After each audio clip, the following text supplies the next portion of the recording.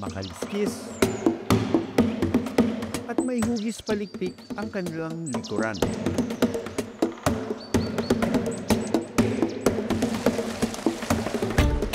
Ito raw ang kanilang ginagamit para makalangoy at makapaglakad sa tubig.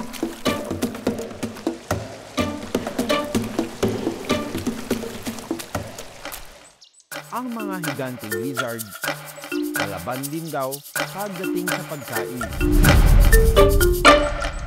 Pero bakit tila naliligaw at dumarami na raw ito sa ilang komunidad?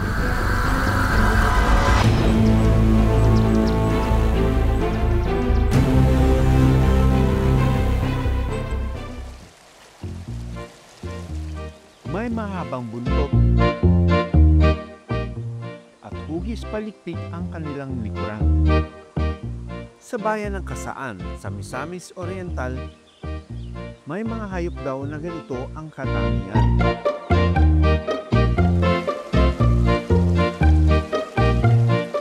Mga pambihirang lizards na may ilap pero malayang nakagalaw sa kanilang lugar.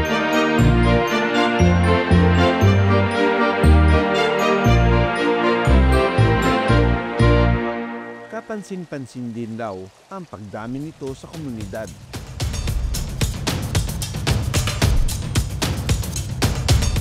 Nakatanaw, kumakain. Kung minsan, hindi rin naiiwasan na magtunggali para sa pagkain. Isang nito, nakikiramdam sa kanyang paligid. Hanggang sa isang ibig ang nagtatangkang kunin ang isdang tinatago sa paa ng kaagaw nitong ibig. Maagang nagpapaaraw ang mga Philippine sailfin lizard o ibid. Paraan nila ito para mag-regulate ng temperatura. Kapag nakaipon na ng lakas, handa na raw silang magpakitang gilas.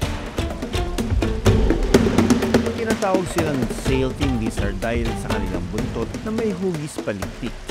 Ginagamit nila ito sa paglangoy at paglalakad sa tubig. May mga uri ng reptile na pinaniniwalaang nandito na sa mundo bago pa man dumating ang mga tao. Kanya-kanyang pwesto ang mga dambuhalang ibig. Kahit anong gustuhin, lulunukin.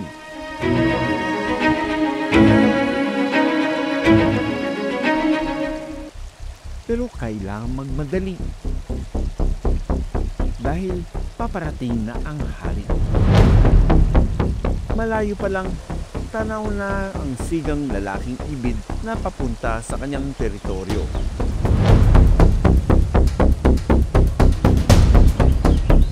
No match sa kanya ang ibang ibid, kaya nagsitabi na lang ang mga.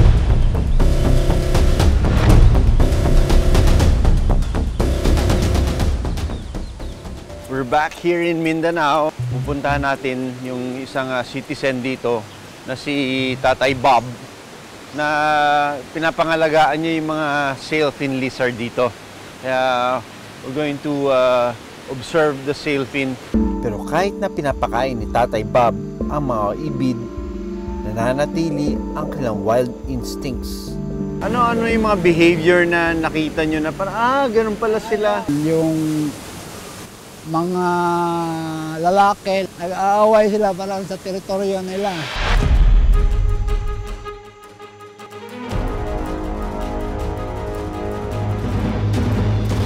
Papansin ko na nandyan sila sa may tabi ng irrigation canal. Tapos minsan, pupunta doon sa solar namin para naghahanap ng pagkain. Maakyat yun ng mga may puno-puno dyan na kung may namumulak na kahoy, kinakain nila. At dahil kapitbahay ang turing ni Tatay Bob sa mga ibid, naabutan niya rin sila ng pagkain. Sa lugar ni Tatay Bob, may mas malalaki pa raw na lizard ang naninirahan.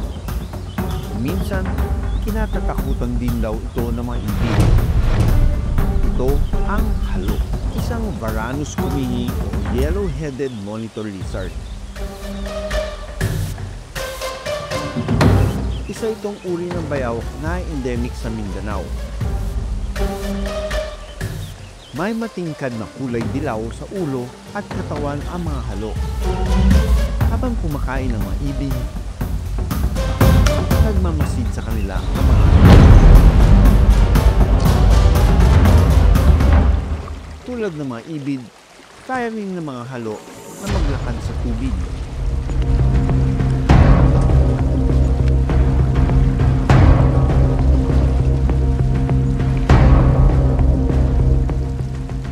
Dahan-dahan siyang lumapit sa feeding site.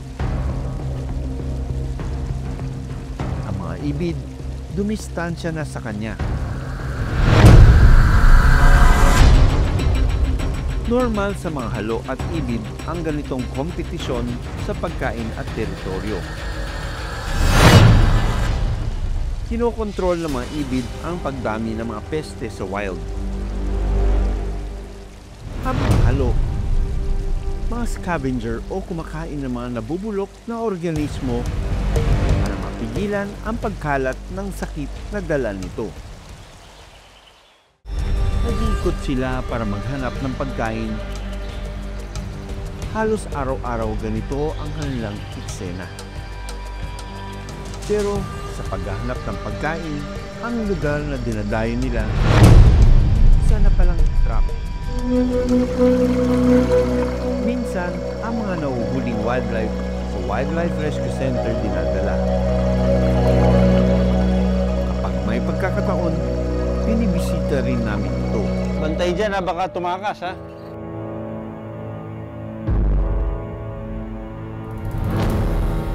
Uy,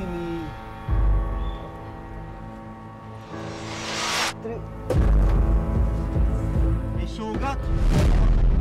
May sugat. Nahuli ito sa isang poste sa C5 Road at tinurn over sa barangay ng Paso de Blas. Ang simpleng sugat, malala na pala. Malayong-malayo yung gap ng edge ng wounds niya. So kahit na itahi ko ito, matatanggal din. Itong part na ito maluwag dito. Tight eh. So ayoko namang mag-resect ng skin kasi baka mamaya mas lalong pumasok yung kanyang infection. So let's treat it conservatively. Do you agree, Doc Willie? Okay. Magtanggal lang tayo ng mga nabubulok na edges ng kanyang balat.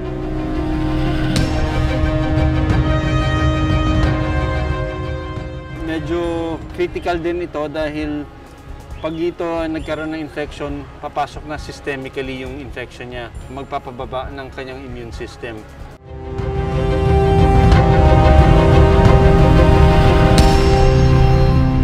Habang nagpapagaling ang batang bayawak, pansamantala dito muna siya titira. Napupunta ang mga bayawak sa mga kabahayan kapag naghahanap sila ng makakain. Naaakit sila sa mga tinatapong pagkain at alagang hayop gaya ng manok. Ito ang nagiging daan para mahuli sila ng tao. Gaya na lang ng isang ito, akalain payapa sa puno, pero may tali pala ito. Nahuli ang bayawak dahil tinangka niyang kainin ang manok ng isang residente. Nang obserbahan namin ito, makikita ang panlilisik ng kanyang mga mata. Sinubukan kong itong hulihin. Sa unang hawak pa lang, umalag ito at kinagat ang suot kong gloves. Sa itong Rasmussen's water monitor na endemic sa Sulu Archipelago. Nang mahawakan ko ito, ginamot ko ang kanyang mga sugat. Mukhang meron siyang nakipag-away siya sa ibang monitor lizard dahil makita mo may marka. Meron siyang marka ng kagat dito. Dahil malusog ang bayawak, binalik na namin ito sa wild.